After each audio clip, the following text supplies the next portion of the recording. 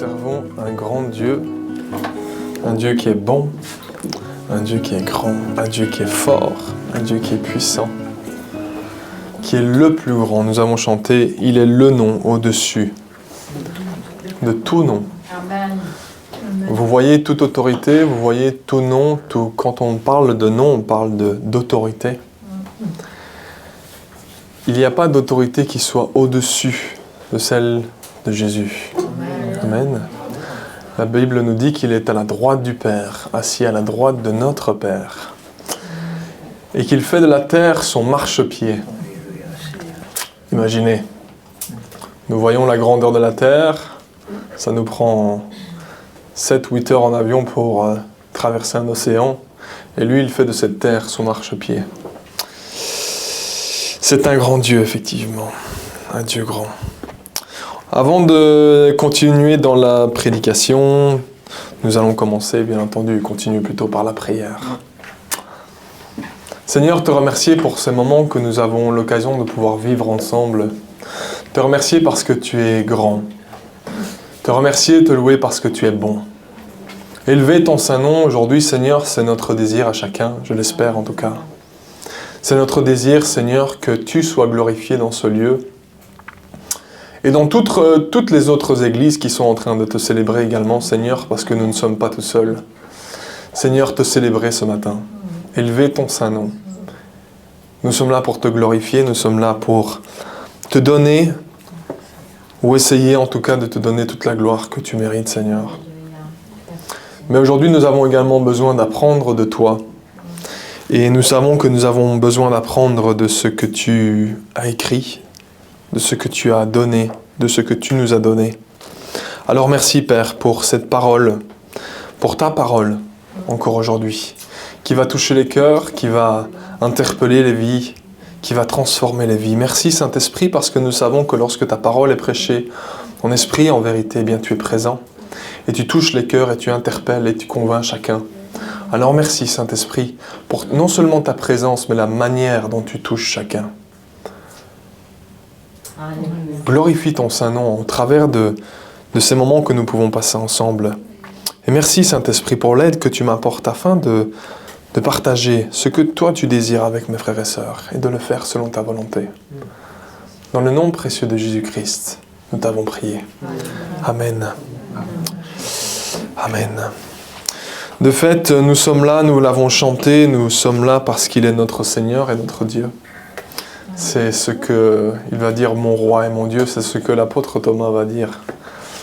Lorsqu'il verra Jésus après sa mort et sa résurrection, il dira « mon roi et mon Dieu est mon roi ». Et nous sommes là en effet pour le célébrer, nous sommes là, Mathias l'a dit tout à l'heure, et c'est important de comprendre cela.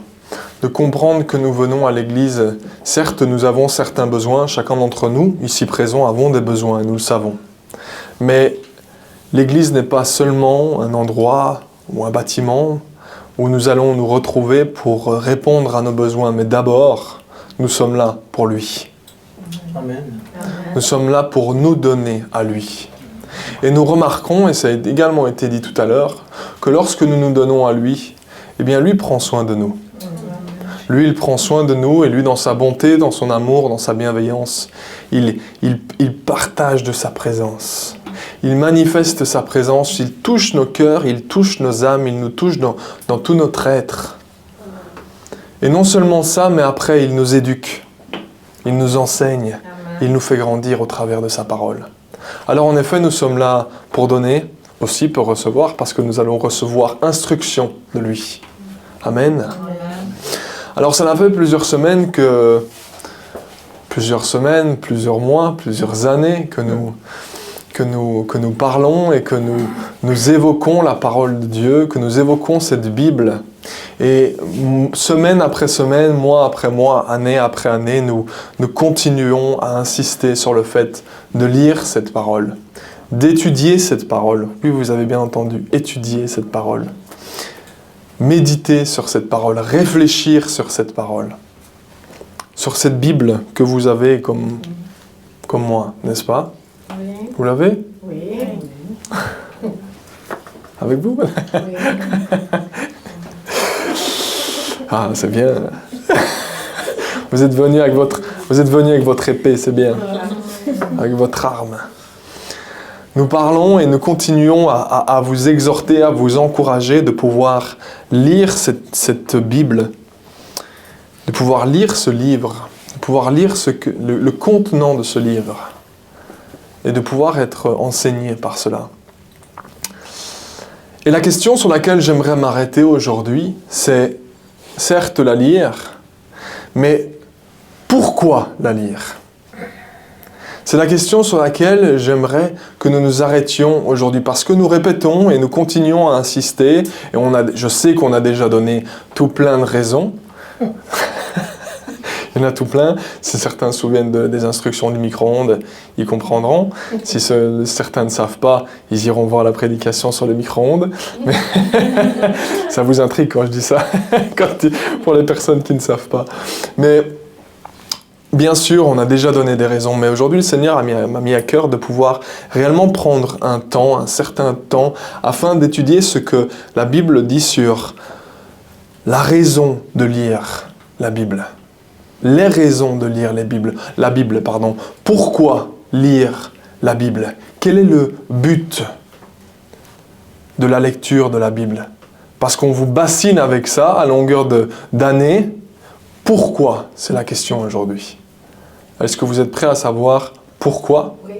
Alors sachez que lorsque vous savez pourquoi, eh bien je vous le dis d'avance, vous n'aurez plus de raison pour ne plus la lire. Donc aujourd'hui, on continue dans le fait de vous rendre responsable. Vous savez pourquoi vous allez lire la Bible et vous savez vous allez savoir de manière résumée. Alors j'aurais pu trouver 25, 30, 35, 45 points probablement sur les bienfaits de la lecture de la Bible. Certainement, on aurait pu aller dans les détails, mais bon, on a 1 heure devant nous à peu près. Donc on va essayer de se limiter et de prendre les plus gros points que nous pouvons trouver. Mais il est important de savoir pourquoi lire la Bible. Vous êtes prêts? Oui. Alors aujourd'hui avec vous, je vais partager 6 points. J'ai dit que je vais partager 25, je vais en partager 6 avec chacun d'entre vous. Pourquoi est-il important de lire la Bible? Pourquoi est-il important non seulement de la lire, mais bien entendu, lorsque j'entends lire la Bible, j'entends également la méditer et la pratiquer, merci, évidemment. Le fait de lire, si on lit des instructions, je reviens à l'exemple du micro-ondes, quand on lit les instructions et quand vous lisez un manuel, c'est pour apprendre comment faire fonctionner cette chose ou comment utiliser cet outil. Eh bien, c'est le même principe.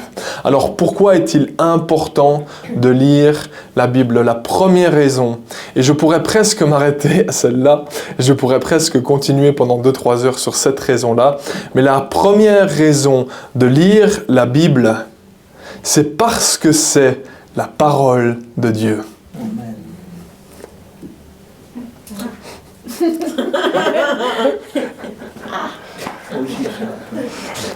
Est-ce qu'elle vous semble simple et désuète, celle-là? Et pourtant, c'est la plus importante.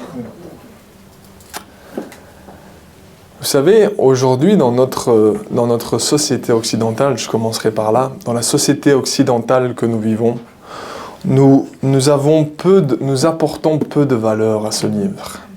Parce que nous avons, alors je généralise, d'accord, mais nous sommes tellement habitués à entendre parler de ce livre. C'est tellement passé et rentré dans notre culture de ce que nous avons entendu depuis que nous sommes tout petits, qu'il y a des Bibles partout, à portée de main. Les Gédéons en distribuent par centaines, par milliers tous les ans. Et c'est quelque chose qui est tout à fait pour nous, c'est devenu un outil, et je vais dire le mot, c'est triste, c'est devenu ordinaire.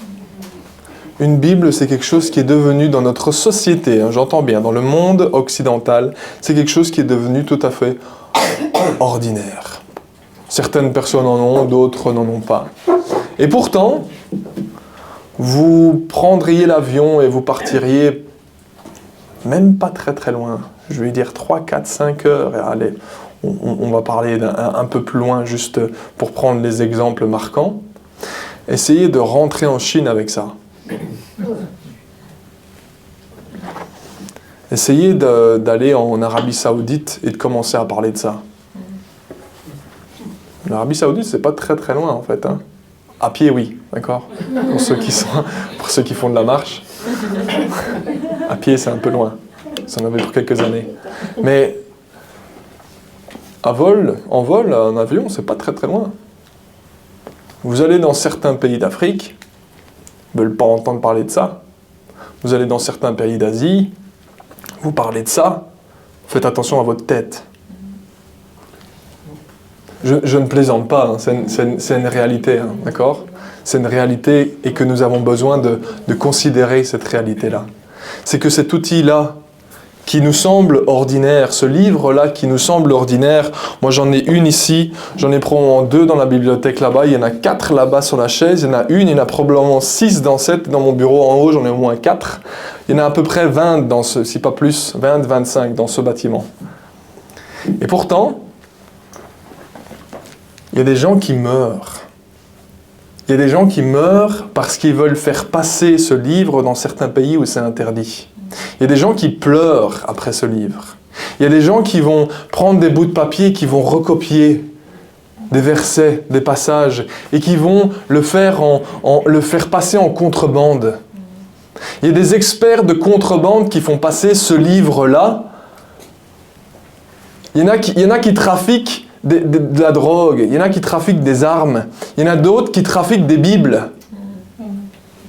Ils les font passer et ils essayent absolument que ce livre-là que nous avons et que nous considérons presque comme un livre ordinaire, eux, ils risquent leur peau, ils risquent leur vie pour que certaines personnes en aient.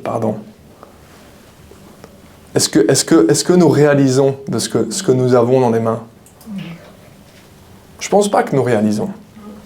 Aucun d'entre nous ne pouvons réaliser réellement la valeur de ce livre jusqu'au moment où effectivement un jour, si vous voyagez dans une église qui se trouve en Chine et que je prends l'exemple de la Chine parce que c'est le plus simple et c'est un des exemples communs, vous allez en Chine et que vous allez commencer à devoir vous cacher pendant 2 heures, à vous assurer qu'il n'y a personne qui vous suit et commencer à suivre des personnes qui vont aller dans des souterrains pendant 2 heures jusqu'au moment où vous allez arriver à un endroit où là il y aura enfin une Bible. Et quelqu'un pourra officiellement vous dire, on peut la lire ensemble. D'accord ? À ce moment-là, nous, ici, présents, qui sommes privilégiés, nous allons comprendre la valeur de cette parole. Parce que cette parole, effectivement, elle devient ordinaire. Et pourtant, et c'est pour ça que j'ai commencé par là, c'est la parole de Dieu. Alors j'ai pris l'aspect de l'exemple de la valeur de la Bible que nous ne comprenons pas. Mais allons même un peu plus loin.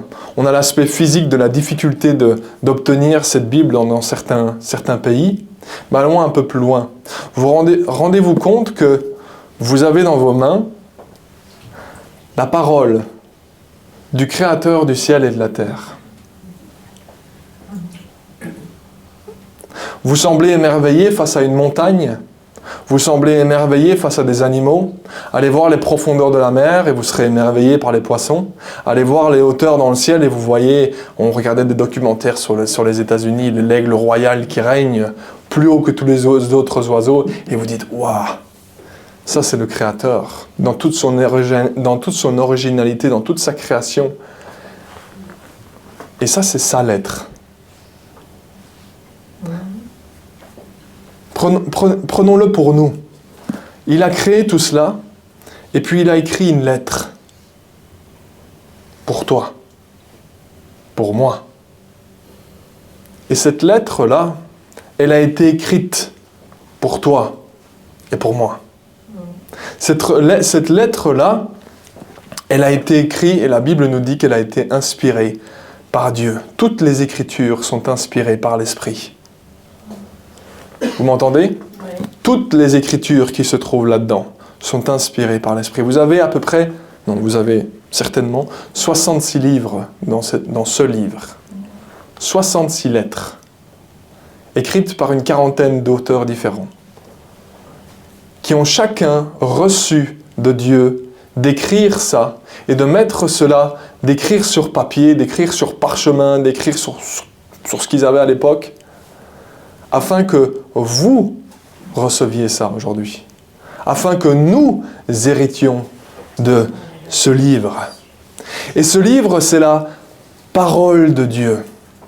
Et la parole de Dieu, pourquoi est-ce que c'est le premier point, celui sur lequel on pourrait parler pendant 2 heures? Parce que c'est là que Dieu se révèle.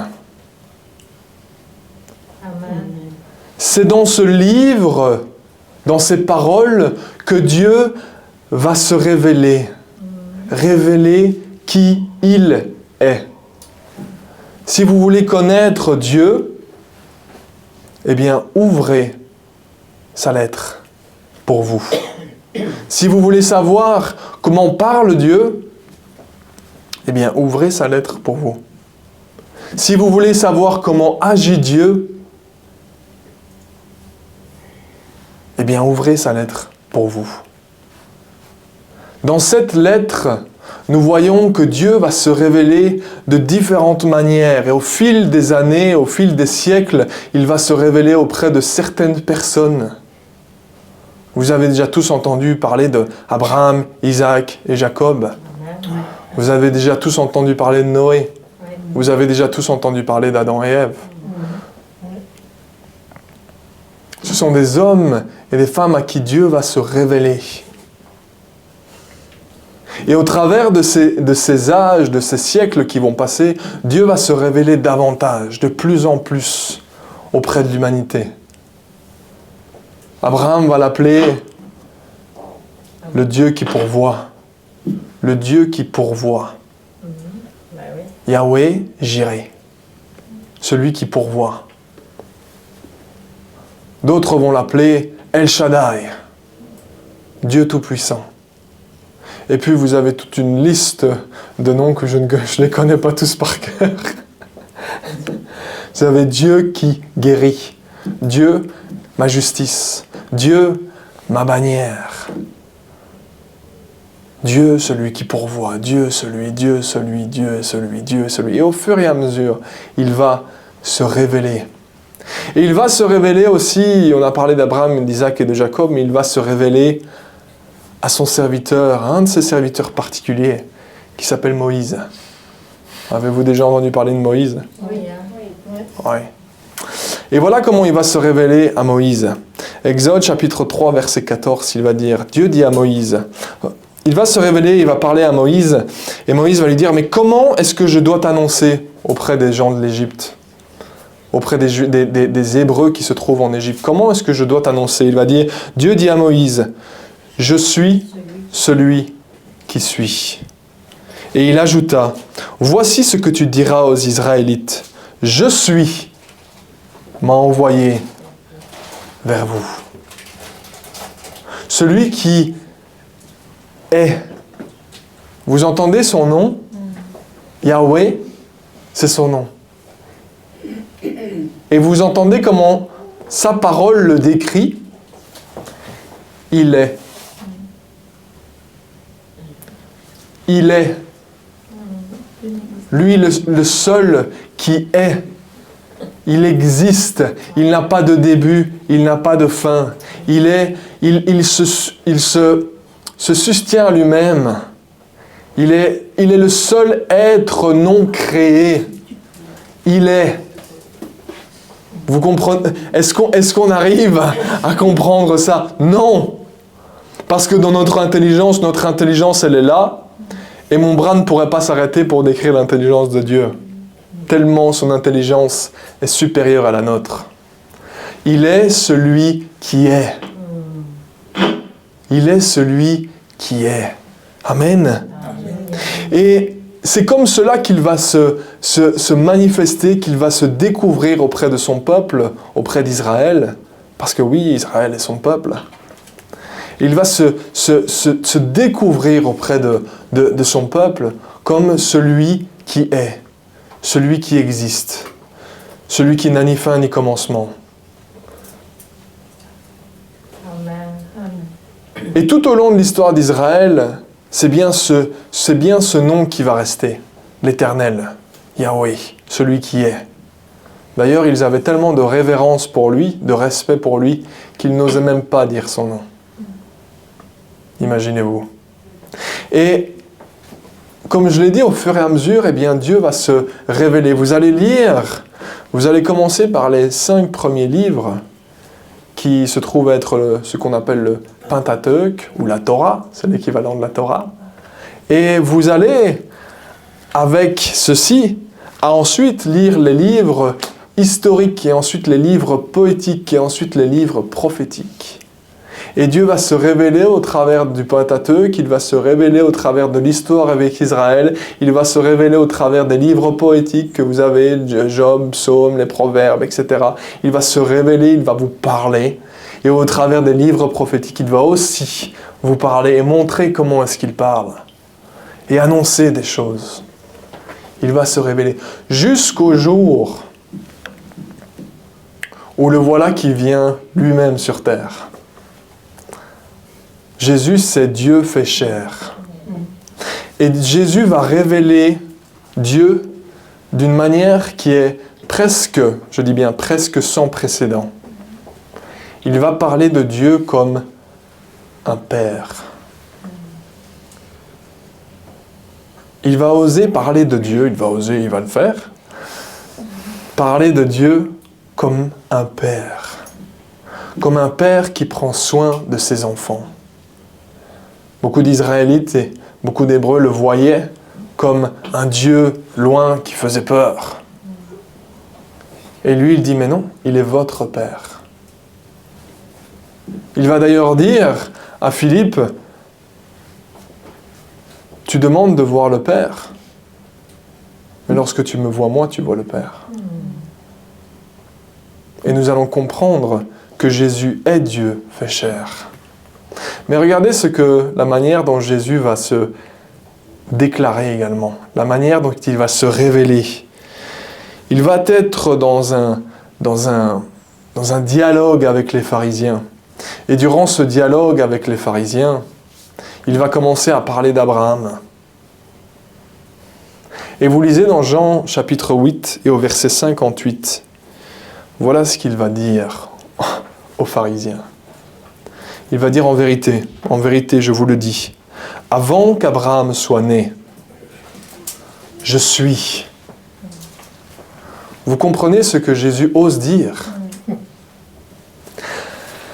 La manière dont, à l'époque, la Bible, l'Ancien Testament était lu, le « je suis » faisait bien référence à la manière dont Dieu s'appelait sur la montagne avec Moïse. Et lorsque Jésus a bien dit ces mots, « je suis », tous les pharisiens ont bien compris ce qu'il était en train de dire. Pourquoi est-ce qu'on peut savoir ça? Parce que 2 minutes après, ils ont tous commencé à prendre des cailloux et des belles pierres, et ils ont voulu le lapider. Pourquoi? Parce qu'il se faisait Dieu en disant ça. Il dit « je suis ». Il faisait clairement référence à celui qui s'était révélé à Moïse. Et non seulement ça, mais il dit « avant qu'Abraham soit né ». Imaginez-vous, mettez-vous 2 secondes dans la situation de ces gens-là. Vous avez cet homme qui est en face de vous, avec lequel vous n'êtes pas d'accord sur tout ce qu'il dit, et à un moment on lui dit « vous voyez Abraham ?» Abraham, vous remontez à un bon millier d'années avant, si pas, 1200, 1300 ans avant, quelque chose comme ça, si je me souviens bien, si j'ai bonne mémoire. Remontez quelques milliers d'années avant, et Jésus leur dit, à eux, en face, comme ça, il leur dit, avant qu'Abraham soit né, moi, je suis. Imaginez-vous les religieux. Mais t'es fou, toi, ou quoi? C'est ça la pensée derrière. C'est toi, tu blasphèmes, tu te fais toi Dieu, mais tu te prends pour qui? C'est pour ça qu'ils ont pris les pierres. C'est pour ça qu'ils ont voulu le lapider. Tu te fais Dieu, mais t'es qui, toi? Mais vous voyez que... Ben oui, il est Jésus. Tout à fait. Et vous voyez que la première raison pourquoi lire la Bible, parce que Dieu va se révéler à vous. Dieu va révéler qui il est. Alors si vraiment ça ne vous intéresse pas de savoir qui est Dieu, on peut s'arrêter là. Parce que très honnêtement, soyons bien clairs, il est le centre d'intérêt. Et je vais même aller plus loin. Il devrait être votre centre d'intérêt. Le propre même du chrétien, c'est celui qui ne regarde pas à lui, mais qui regarde à Dieu. Dieu devient le centre d'intérêt dans toute chose. Et donc, effectivement, nous allons voir où se trouve votre intérêt par rapport à la manière dont on peut lire sa parole. C'est aussi simple que ça. J'entendais une personne qui disait, pas plus tard que cette semaine, qui disait, je vais peut-être, je le cite, je vais peut-être en choquer certains, et certains ne vont probablement pas être contents avec moi, mais il disait, je pense que ceux qui ne veulent pas lire la parole de Dieu, en fait, n'aiment pas vraiment Dieu. Parce qu'il dit, moi, si mon père devait mourir demain et qu'il m'avait écrit une lettre, mais j'aurais envie de lire sa lettre pour savoir reconnaître sa voix, réentendre sa voix, découvrir ce qu'il avait à me dire. Alors il dit d'autant plus pour la lettre que Dieu nous a écrite, se révélant lui, révélant qui il est, lui. Si Dieu est notre centre d'intérêt, eh bien réellement, nous allons vouloir dévorer ce livre. Parce que nous allons vouloir savoir qui il est. Nous allons vouloir le découvrir. Non pas pour mon intérêt, mais tout simplement par amour pour lui. Lorsque nous sommes dans une relation, par amour pour l'autre personne, nous désirons découvrir qui est cette personne, découvrir quelle est sa pensée, découvrir sa manière d'agir, passer du temps avec elle afin de découvrir qui elle est. Et Dieu, lui, il te dit aujourd'hui, je me révèle ici. Tu veux me connaître? Écoute ma parole, lis ma parole. La première raison de lire la Bible, c'est parce que c'est la parole de Dieu. Et c'est parce que Dieu se révèle au travers de sa parole à chacun d'entre nous. Amen. Amen. Premier point. On passe au deuxième. Au travers de cette parole, pourquoi est-ce qu'il est important, pourquoi est-ce qu'il est utile, pourquoi lire la Bible ? Parce que non seulement vous allez savoir qui est Dieu et découvrir Dieu, mais vous allez également découvrir et apprendre qui vous êtes. Je répète, vous allez apprendre qui vous êtes. La Bible va non seulement nous montrer, elle va nous montrer, c'est ça qui est hyper intéressant, elle va nous montrer les deux extrêmes. Elle va clairement être ce qu'elle dit qu'elle est un miroir. Elle va nous montrer ce que nous sommes et ce que nous ne sommes pas. Et lorsque vous prenez les Écritures, tout au long des Écritures, vous allez voir et lire, si vous êtes intéressé par cette lecture, vous allez vous dire « Ah, effectivement, ça, je ne suis pas comme ça. » Ah, effectivement, ça, je ne suis pas comme ça. Ah, Jésus, il a dit ça. Oh, je ne suis pas comme ça. Les premières fois qu'on lit les évangiles, on a l'impression qu'on se reçoit des briques en pleine tête. Je ne sais pas si vous avez la même impression, mais on dit « Ah oui, là ça va pas, là ça va pas, là ça va pas, là ça va pas. » On se rend compte de qui est Dieu, qu'il est là, beaucoup plus haut, et nous sommes plus bas que terre. Nous nous rendons compte à quel point nous sommes insignifiants en comparaison avec lui. Mais par contre, Dieu va nous montrer aussi l'autre aspect de l'équation, l'autre face de la pièce. Il va nous montrer qui nous pouvons être en lui et qui nous sommes en lui. J'ai pris un passage, je ne l'ai pas donné à Ronnie Traka, je vais juste le lire, et je vais le lire assez rapidement, mais parce que je sais que c'est un passage qu'on a déjà lu, qu'on lit assez régulièrement. Mais il vous donne parfaitement les deux côtés de la pièce. Galates 5, versets 19 à 25, il dit « D'un côté, les œuvres de la nature humaine sont évidentes. » Ça, c'est celles avec lesquelles nous, vous comme moi, sommes nés. C'est les œuvres de la nature humaine. C'est l'adultère, l'immoralité sexuelle, l'impureté, la débauche, l'idolâtrie, la magie, les haines, les querelles, les jalousies, les colères, les rivalités, les divisions, les sectes, l'envie, les meurtres, l'ivrognerie, les excès de table et des choses semblables. Je vous préviens, comme je l'ai déjà fait, ceux qui ont un tel comportement n'hériteront pas du royaume de Dieu. Ça, c'est le côté... Je ne sais pas si je dois dire face ou pile de la pièce, quel est le mieux.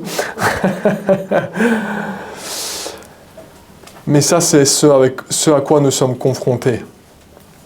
Et nous disons, ouf, ah ouais, ça c'est mon humanité.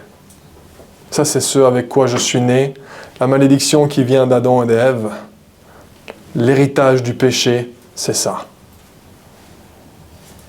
Et puis il dira, rassurez-vous, il y a la suite. Il dira, mais le fruit de l'esprit, c'est l'amour, la joie, la paix, la patience, la bonté, la bienveillance, la foi, la douceur, la maîtrise de soi. Contre de telles attitudes, il n'y a pas de loi. Ça, c'est l'autre côté de la pièce. Il dit, voilà comment vous pouvez être si réellement Jésus est en vous et que vous laissez et que vous manifestez Jésus. Jésus remplissait parfaitement, et remplit toujours d'ailleurs, parfaitement ses attributs. Ce sont ses attributs, ce sont les attributs de son esprit. Jésus est parfaitement amour, parfaitement joie, parfaitement paix, parfaitement patience, parfaitement bonté, parfaitement bienveillance, parfaitement foi, parfaitement douceur, parfaitement maîtrise de soi. Et s'il vit en vous, vous pouvez aussi être comme ça, parfaitement. Amen. Ça va, je ne vous endors pas? Ça va alors. Et il dit, et il suivra en disant, ceux qui appartiennent à Jésus-Christ. Vous entendez? Ceux qui appartiennent à Jésus-Christ ont crucifié leur nature propre, ce qu'on a lu au début, avec ses passions et ses désirs. Maintenant, si nous vivons par l'Esprit, laissons-nous aussi conduire par l'Esprit. Vous avez la chair et la nature humaine d'un côté, et vous avez la nature de l'Esprit de l'autre côté. Et la Bible, lorsque nous la lisons, elle est effectivement importante, elle est utile, parce qu'elle va nous montrer qui nous sommes et qui nous ne sommes pas, et qui nous pouvons être. Elle va nous donner une identité.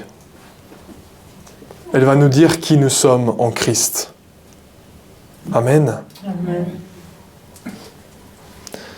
Troisième point.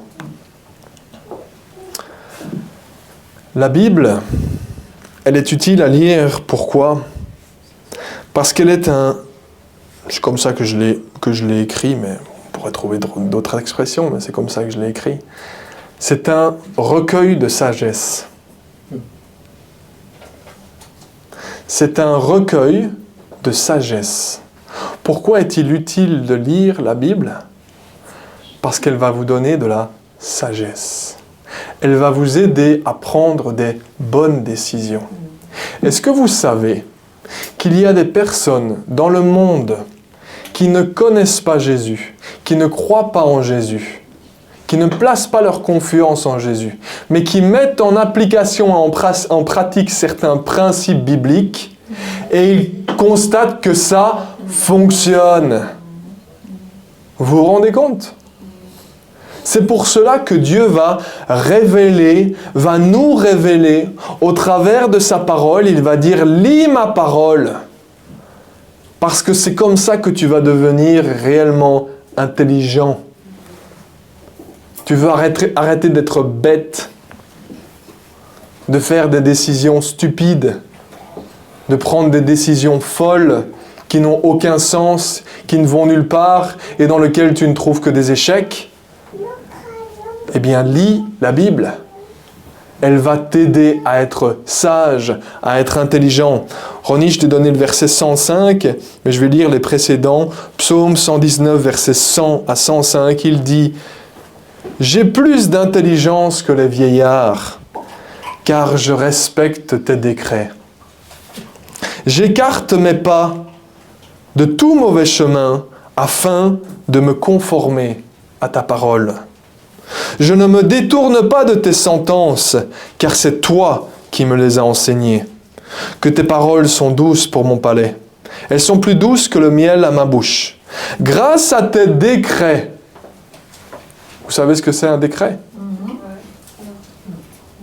Il a décrété. C'est comme une loi. C'est l'équivalent d'une loi. Il a décrété quelque chose, il a dit ça, c'est une loi. D'accord? Grâce à tes décrets, je deviens intelligent. C'est pourquoi je déteste toute voie de mensonge. Et voilà le verset 105 que nous voyons mois après mois qui nous dit « Ta parole est une lampe à mes pieds, c'est une lumière sur mon sentier. » La parole de Dieu va pour chacun d'entre nous. Chacun d'entre nous, elle va nous donner de la sagesse. Elle va nous aider à prendre des bonnes décisions. Amen. Amen. Elle va nous aider à prendre les bonnes décisions qui vont être utiles pour notre vie. Vous allez être équipés des bonnes décisions que Dieu a décrétées pour nous. Dieu a mis des lois en place. Il a mis de la sagesse en place. Il a mis de l'intelligence en place. Mais cette intelligence et cette sagesse, elles vont avoir la condition que vous mettiez en pratique ce que Dieu a écrit. Et si réellement vous mettez en pratique ce que Dieu a écrit, les conseils qu'il nous donne, eh bien nous allons prendre des décisions sages. Lisez les proverbes. Lisez les proverbes. Vous verrez la sagesse qui en découle. Alors, il n'y a pas que les proverbes. On est d'accord que les proverbes, c'est un gros recueil de sagesse. On est d'accord. Mais effectivement, comme Anielka le dit, toute la Bible est un recueil de sagesse. Vous comprenez? Cette Bible, cette parole de Dieu, elle va nous enseigner à prendre des bonnes décisions. Comment bien agir. Comment agir sagement. Mais encore faut-il l'ouvrir et la lire. Et aussi, je vais le dire, mais aussi vouloir prendre des bonnes décisions. Parce qu'il y en a certains qui sont peut-être heureux dans leur misère, ou il y en a peut-être certains ou peut-être que certains ont vous savez, non, moi j'ai raison.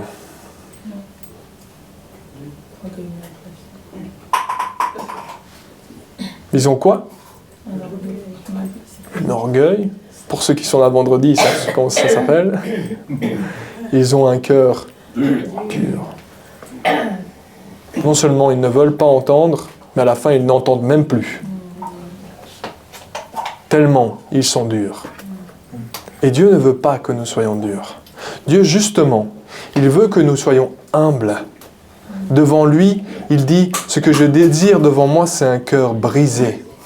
Ce qu'il entend par là, c'est un cœur qui reconnaît sa propre misère et son besoin pour Dieu, son humilité. Pas de dire « j'ai raison », mais de dire « Seigneur, sans ton aide, sans tes décrets, sans ta loi, sans ta sagesse, sans ton intelligence, je ne sais pas prendre une seule bonne décision. » Et j'aimerais que certains ne se fassent pas de fausses idées. Ne pensez pas que vous êtes nés avec des bonnes décisions. Mais je plaisante pas. Pourquoi? Parce qu'on a tendance à dire « Oui, mais je suis né avec ces valeurs-là. » Faux!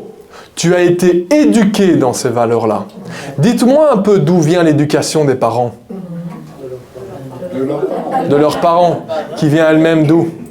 de leurs parents. Et on remonte à où?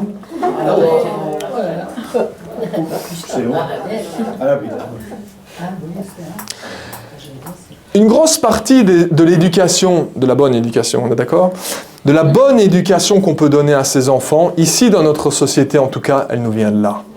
Pourquoi? Parce que nous vivons dans une société, une culture judéo-chrétienne qui a une partie, je dis bien une partie, de ces principes qui ont été hérités de là. Pourquoi? Parce que Dieu a dit, tu ne tueras pas, tu ne voleras pas, tu ne mentiras pas. Et ça s'est répété. Dans l'éducation, c'est quelque chose qui s'est répété. Vous allez dans certains pays et ils trouveront le fait d'être hypocrite tout à fait normal. Ou peut-être que certaines personnes trouveront le fait de voler comme étant tout à fait normal.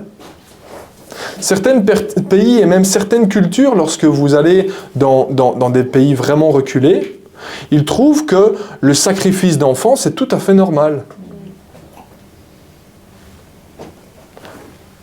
Je rigole pas, hein, c'est la vérité. Hein. Vous allez dans certaines cultures reculées qui n'ont pas été exposées à la sagesse de Dieu, ils vont vous dire, bah oui, si, on le fait régulièrement parce que c'est important pour nos dieux, pour notre bien-être. On sacrifie, j'en sais rien moi, le premier-né. J'invente, hein. Mais... D'accord, vous comprenez? Donc, ces cultures qui n'ont pas été imprégnées des principes divins, eux, ils sont dans leurs propres décisions. Ouais, voler, c'est pas mal. Mentir, c'est pas mal. D'accord? Donc, arrêtons de nous mentir à nous-mêmes en pensant qu'on est né. Oh, moi, j'ai toujours été chrétien. Faux. T'es né pécheur, t'allais en enfer. Le résultat du péché, c'est la mort, la condamnation, la justice de Dieu. Tout ce que tu méritais, c'est l'enfer. Personne n'est né chrétien. On a été éduqué avec des principes, certains principes chrétiens. Là, on est d'accord. Certaines des valeurs chrétiennes se sont véhiculées dans le monde et nous avons été, vous comme moi, éduqués par certaines valeurs chrétiennes. En mettant très souvent bien Dieu de côté, mais par des valeurs chrétiennes, des principes chrétiens. Alors ne nous mentons pas à nous-mêmes en pensant que quand on était tout petit, eh bien on était déjà comme ça. Faux. C'est faux. C'est l'éducation des parents qui, elle, vient de la sagesse de Dieu, qui a fait que ça a donné du bon résultat pendant un moment, ou plus ou moins un bon résultat. Et qu'on s'est dit, ah mais ça va quand même pas. Et là on a dit, on a besoin d'un sauveur. Et là, on a ouvert son cœur à la pureté de la sagesse de Dieu. Et là on s'est dit, je vais maintenant, dorénavant, lire sa sagesse, son intelligence, ses décrets, sa loi, parce que toute la réalité et la vérité de la sagesse se trouve ici. Et j'ai envie de dire la vraie vérité. Ça ne veut rien dire ce que je viens de dire, d'accord? La vraie vérité, ben d'office, si c'est la vérité, c'est qu'elle est vraie. La vérité, elle se trouve là-dedans. Et la pureté de la sagesse, elle se trouve là-dedans. Nulle part ailleurs. Ne pensez pas qu'il y ait un meilleur outil que celui-ci. Donc cette parole va être un recueil de sagesse qui va nous aider à prendre des bonnes décisions, mais aussi à voir des choses qui sont vraiment importantes. La sagesse de Dieu va nous montrer qu'est-ce qui est vraiment important. Et ça m'amène au 4e point. La Bible, pourquoi est-ce qu'elle est utile? Il est utile de la lire, de la pratiquer, de la méditer, de l'étudier, parce qu'elle va attirer notre attention sur les choses vraiment importantes qui ne sont pas de ce monde.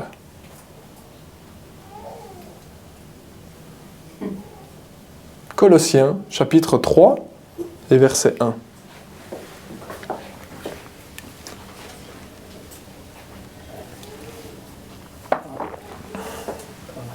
Ouais, ça arrive. Colossiens, chapitre 3, verset 1 à 3.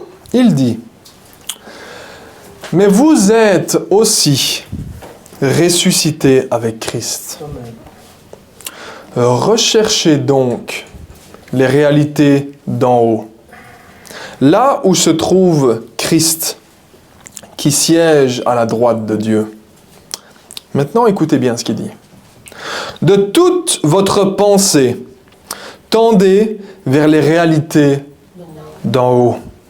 Et non vers celles qui appartiennent à la terre. Car vous êtes morts. Et votre vie est cachée avec Christ en Dieu. Nous sommes morts. Nous sommes morts à celui qui veut avoir une plus belle voiture plus que tous les autres. Nous sommes morts à celui qui veut avoir une plus grosse maison, une plus belle maison et la plus belle maison plus que tous les autres. Nous sommes morts à celui qui veut toujours avoir raison et montrer qu'il a toujours raison. Nous sommes morts à montrer que nous sommes les plus beaux, que je suis mieux coiffé que les autres, que je suis mieux habillé que les autres, que j'ai des vêtements plus chers, que j'ai du Gucci, que j'ai du Louis Vuitton. Je vous rassure, c'est pas le cas. Non, c'est pas le cas. C'est pas le cas parce qu'on n'a pas ça dans notre garde-robe. On fait au plus simple et au plus... Non, pas cher. Pas déconner quand même. On a des magasins qui sont juste ici. On essaie de faire fonctionner le commerce local.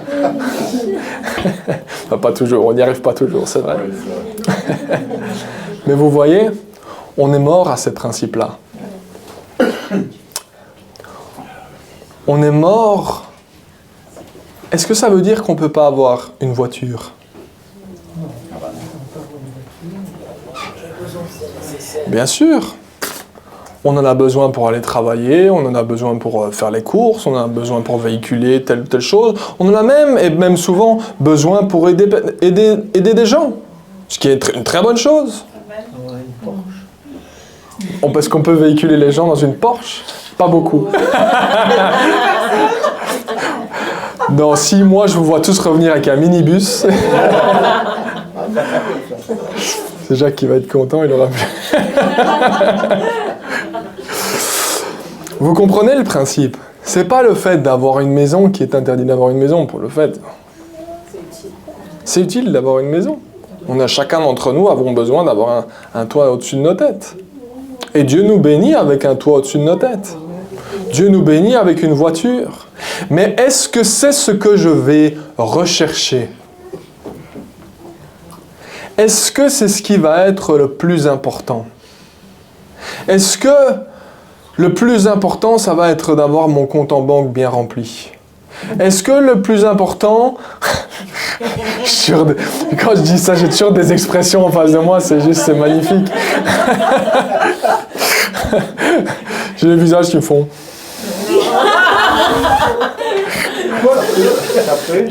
Ça peut aider dans certains cas, on est content.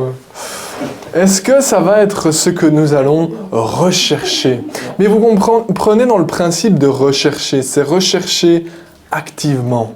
Ça va devenir notre objectif. Ça va devenir notre mission. On a besoin d'une grosse voiture. J'ai besoin de montrer aux autres que j'ai une belle grosse voiture. J'ai besoin de montrer aux autres que j'ai une belle grosse maison ou j'ai envie d'avoir la plus grosse maison ou j'ai envie d'avoir ceci. J'ai envie d'avoir raison. J'ai envie que les gens sachent que j'ai souvent raison. Toujours raison. Mais vous comprenez, le principe, c'est cette recherche. Je veux que ça pour moi. Et c'est centré sur moi. Et c'est la recherche de mon image. C'est la recherche de ce que je pense. Mais il dit, vous êtes morts. Si vous êtes mort, ça veut dire que toutes ces choses-là ne comptent plus. Que Dieu en prend soin. Ça ne veut pas dire qu'elles n'existent pas. C'est juste pas ce que vous recherchez activement. C'est pas votre raison d'être, votre raison de vivre. Certes, vous en avez besoin pour telle ou telle chose. Mais ce n'est pas ce pourquoi vous vivez. Et il dit, mais non, quand vous voyez les mots qu'il utilise, vous comprenez à quel point il rigolait pas. On oublie de s'arrêter sur chaque mot. Il dit de toute votre pensée. De toute, ça veut dire 90%, ça veut dire 60%, ça veut dire 50%. Toute, ça veut dire tout. Il dit de toute votre pensée, tendez vers les réalités d'en haut. Ça veut dire ce que Dieu veut que vous pensiez, c'est à ce qui le concerne lui. C'est sa volonté. C'est ce que lui veut. Jésus a dit, ne vous faites pas un trésor ici sur terre, où la mythe ronge. Un trésor qui... Vous savez ce que vous emportez avec vous quand vous êtes mort? Rien. Rien. Si ce n'est vous-même. Il n'y aura plus que vous. Sans aucune de vos possessions, sans aucune de toutes les choses. Mais par contre, il dit, faites-vous un trésor dans le ciel, là où la mythe et la rouille, là où ça ne rouille pas, là où il n'y a pas de corruption. Un vrai trésor qui, lui, ne bougera pas. Autrement dit, ce qu'il dit, c'est investissez-vous dans ce qui concerne le ciel. Investissez-vous. Et tout ce qui vous concerne, que ce soit vous, que ce soit votre cœur, que ce soit votre force, que ce soit vos pensées, que ce soit votre argent, que ce soit votre voiture, que ce soit votre travail, que ce soit vos possessions, que ce soit vos enfants, que ce soit votre couple, que tout cela tende vers les réalités d'en haut. Vous voyez pourquoi il est utile de lire la Bible? Parce qu'elle va elle va nous remettre à place.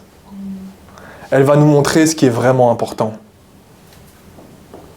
Jésus va clairement montrer ce qui est vraiment important. Est-ce qu'il est plus important d'avoir un compte en banque bien rempli pour moi tout seul? Vous voyez, vous avez déjà vu le film de l'avare avec Louis de Funès? Mais si. Ah non, je pense à un autre. Oui. Ça c'est pour moi, ça c'est pour moi, ça c'est pour moi. Je crois que je fais un lien entre deux films, mais je ne connais pas toutes mes références dans ces films-là.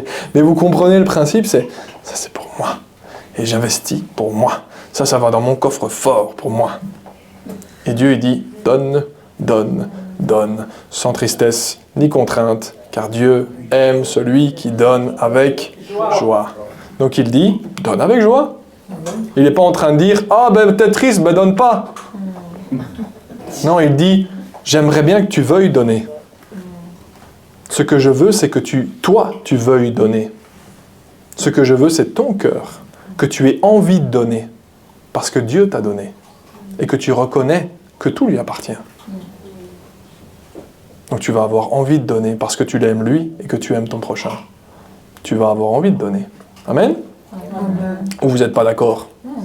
Ça va alors, on peut continuer.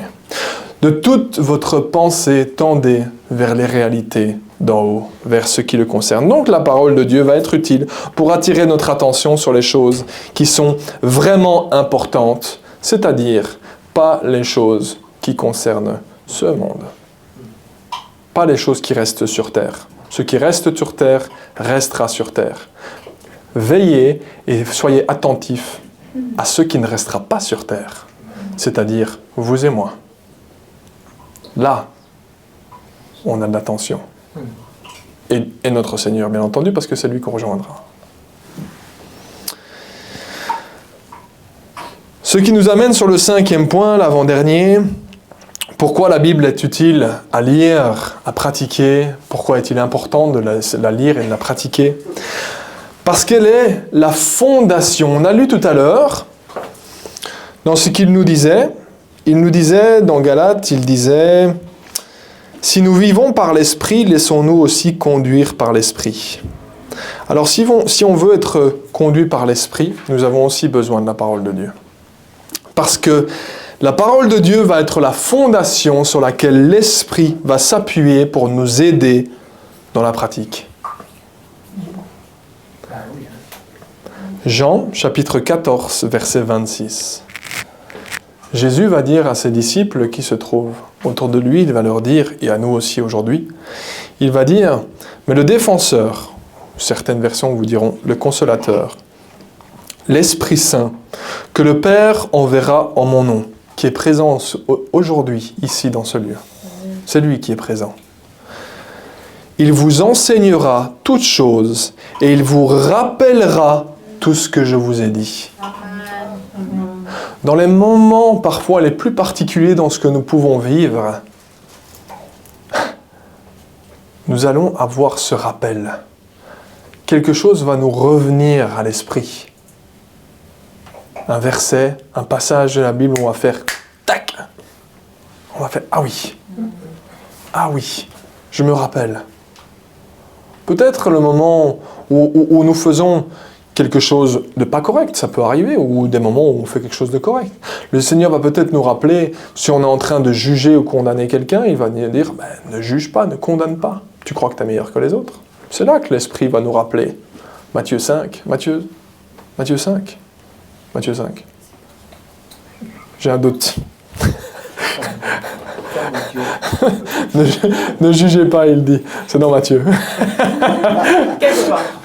Je pense que c'est Matthieu 5 ou Matthieu 6, il en parle sur le verset dans le sermon sur la montagne. C'est pas grave. Mais vous voyez, l'Esprit va nous rappeler les choses. L'Esprit va parfois... Je parlais du fait de donner. Mais vous savez, on a déjà été... Je vais parler d'expérience. On a déjà été dans des cultes, dans des services, dans des moments de culte où le Seigneur a pu nous rappeler de donner. Mais parce qu'on avait appris dans la parole de Dieu qu'il nous encourageait à donner. Il nous rappelait ce que les apôtres ont pu faire, de donner. C'était bien ça? Merci. Donc il va nous rappeler dans des situations diverses et variées certaines choses. On a parlé de la timidité, par exemple. Je ne sais plus quand est-ce que c'était. On a parlé de la timidité. Est-ce que c'était vendredi ou durant les cours de baptême? Eh bien, il va nous rappeler aussi. Il pourrait nous rappeler dans un moment où nous serions timides qu'il est avec nous. Mais encore faut-il lire. Encore faut-il lire le fait que Dieu est avec nous et qu'il nous dit qu'en nous n'avons pas un esprit de timidité, mais un esprit de force, d'amour et de sagesse. Encore faut-il savoir le besoin que Dieu désire. Il dit « Allez donc et faites de toutes les nations des disciples ». Il dit « Insistez en toute occasion ». Effectivement, c'est en cours baptême qu'on a vu ça. C'est « Insister en toute occasion, qu'elle soit favorable ou non ». Peut-être qu'au moment où on va hésiter, l'Esprit va rappeler, il va dire « Insiste ». Occasion favorable ou pas favorable, parle, vas-y. Mais encore faut-il le lire. Encore faut-il l'avoir lu. Et le Seigneur va nous le rappeler. Et le Seigneur va nous aider. On pourrait prendre des dizaines et des dizaines de situations comme ça, que nous avons déjà vécues ou pas, et l'expliquer de cette manière où l'Esprit va rappeler les choses que Jésus a pu dire, et les choses que la parole a pu nous apprendre. Amen. Et enfin, le 6e point, la Bible est utile à lire, est utile à mettre en pratique. Elle est importante à pouvoir la lire parce qu'elle va nous donner une raison de vivre. Elle va nous donner une mission. Elle va faire ça. Elle va nous donner une mission. Alors j'aurais pu prendre Matthieu chapitre 22, verset 18, je sais plus, 18, où il dit « Allez donc, faites de toutes les nations des disciples, baptisez-les au nom du Père et du Fils et du Saint-Esprit, et enseignez-leur tout ce que je vous ai prescrit, parce que moi je suis avec vous jusqu'à la fin du monde. » J'aurais pu utiliser ce verset-là. Et il est utile parce que c'est la mission que Dieu te donne à toi comme à moi. C'est ce qu'on appelle, vous entendrez dans le langage chrétien, la grande commission. C'est comme ça que ça s'appelle. Cette mission que Dieu nous donne, ça s'appelle la grande commission. C'est la grande mission que Dieu place sur chacune de nos vies. D'aller et de partager avec les autres ce qu'il a dit, ce qu'il a fait dans nos vies, ce qu'il a prêché, la bonne nouvelle, autrement dit. Et ensuite, une fois que cette personne a reconnu que Jésus est le Sauveur et le Seigneur, eh bien, de les enseigner, leur enseigner tout ce que Jésus a prescrit, afin qu'ils deviennent des disciples. Ou plutôt, parce qu'ils sont des disciples. Comprenez ? J'aurais pu utiliser ce verset-là. Mais j'en ai pris un autre, parce que celui-là, on le voit régulièrement. Et celui de Matthieu 28. J'en ai pris un autre qui se trouve dans 1 Pierre, chapitre 2, et verset 9. J'aurais aussi pu prendre « Vous êtes la lumière du monde, vous êtes le sel de la terre.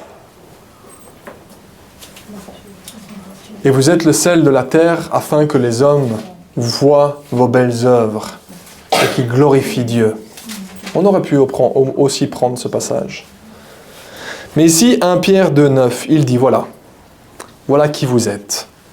Et voilà ce que vous allez faire. » Il dit « Vous, au contraire, vous êtes un peuple choisi, des prêtres royaux, une nation sainte, un peuple racheté. » Pourquoi ? Pour quelle mission ? Vous avez compris qui nous sommes ? Nous sommes un peuple choisi, nous avons été choisis par Dieu.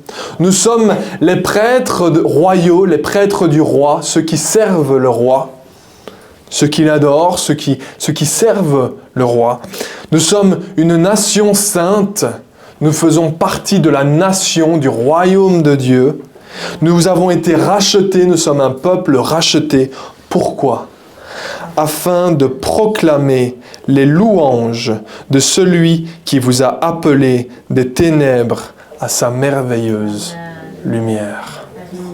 Votre mission, c'est d'aller faire des disciples, baptisez-les, enseignez-les, oui. Mais au travers de tout cela, ce qui va se passer, c'est que vous allez proclamer les louanges de Dieu.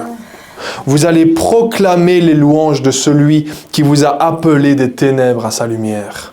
Vous allez le louer, vous allez le glorifier, parce que vous allez partager ce que vous avez reçu et les personnes qui seront en face de vous vont être interpellées. Et pour ceux qui vont choisir la vie avec Christ, eh bien, ils vont louer Dieu. Et de cette manière, nous allons ensemble proclamer, louer Dieu, glorifier Dieu. Notre mission, c'est d'aller et d'exalter Dieu dans les confins de la terre.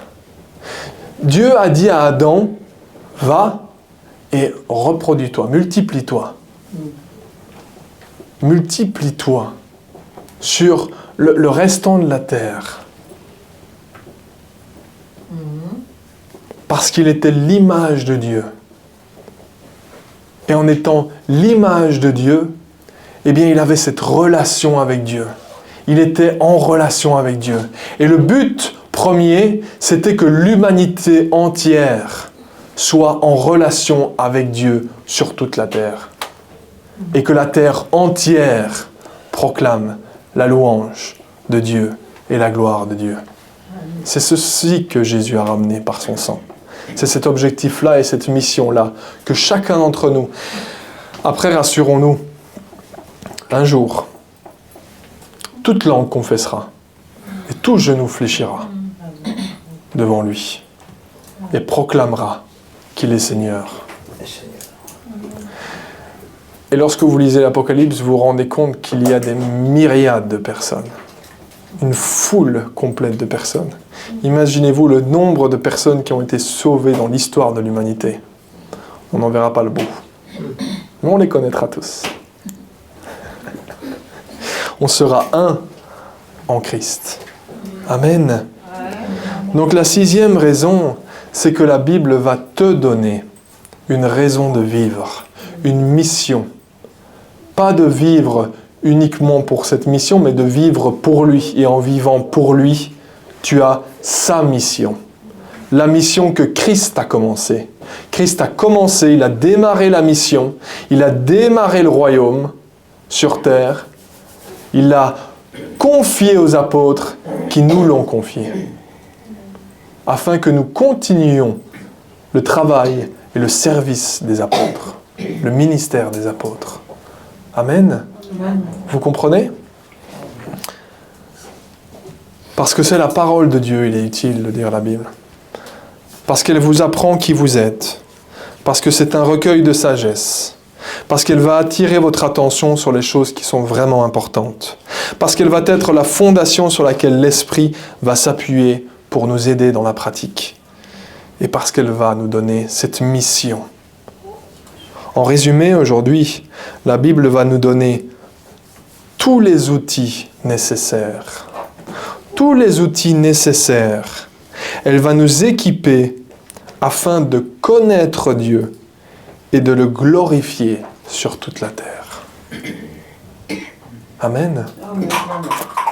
Alors aujourd'hui, et je clôturerai par cela, voici la question que je te pose et la question que le Seigneur nous pose également.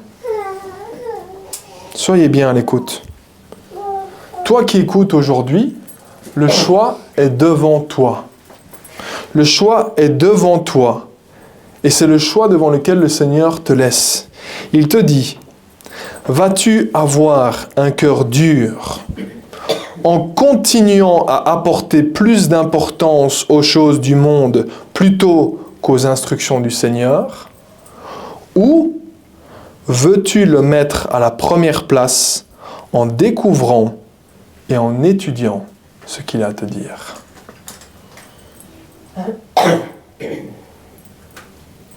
Nous sommes face à ce choix.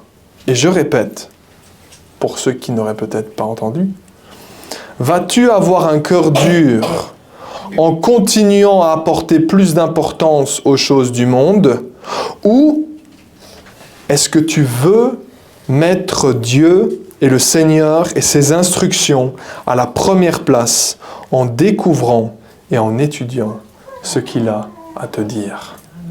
Le choix t'appartient. Seigneur éternel, te remercier parce qu'en effet, tu es bon, tu nous apprends, tu nous enseignes. Et ta parole est tellement bonne, Seigneur. Ta parole nous apprend tout de toi, Seigneur. Combien tu es bon, combien tu es grand, combien tu es amour. Et elle nous équipe tellement, Seigneur, afin que nous te ressemblions. Alors merci. Merci pour cette parole. Merci pour ta bonté. Merci pour ta grâce. Merci Seigneur éternel. Merci Saint-Esprit. Parce qu'en effet, tu es présent dans ce lieu et tu as parlé au cœur de chacun. Sois glorifié dans le nom précieux de Jésus-Christ. Amen. Amen. Soyez bénis. Merci. Bien.